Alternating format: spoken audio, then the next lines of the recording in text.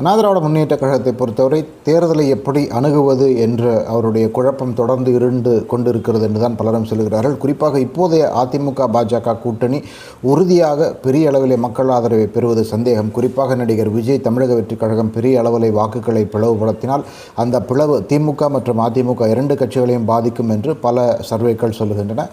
அந்த சூழ்நிலையிலே எப்படியாவது விஜய் கட்சியோடு கூட்டணி அமைத்தால் அதிமுகவுக்கு உதவியாக இருக்கும் என்று பலரும் கருதுகிறார்கள் கட்சியிலே. அதே வேளையிலே எடப்பாடி பழனிசாமி முதலமைச்சர் என்பதை விஜய் ஏற்றுக்கொள்ளுவாரா என்ற ஒரு பெரிய சர்ச்சையும் நடந்து கொண்டு இருக்கிறது. இன்னொரு பக்கம் தமிழக வெற்றிக் கழகத்தின் தலைமை ஏற்றுக்கொண்டு யார் வேண்டுமானால் கூட்டணிக்கு வரலாம் என்று அந்த கட்சி சொல்லியிருப்பது, அந்த நிலையிலே கரூர் சம்பவத்திற்கு பிறகும் பெரிய அளவில் மாற்றமில்லை என்று பலரும் சொல்லுகிறார்கள்.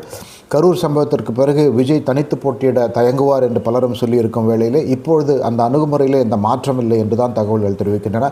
பொறுத்திருந்து பார்க்க வேண்டும், களம் தேர்தல் நெருங்க எப்படி மாறுகிறது என்று. திமுக மீண்டும் ஆட்சிக்கு சுலபத்தில் வருமா வராதா என்பதை பொறுத்திருந்து பார்க்கலாம்.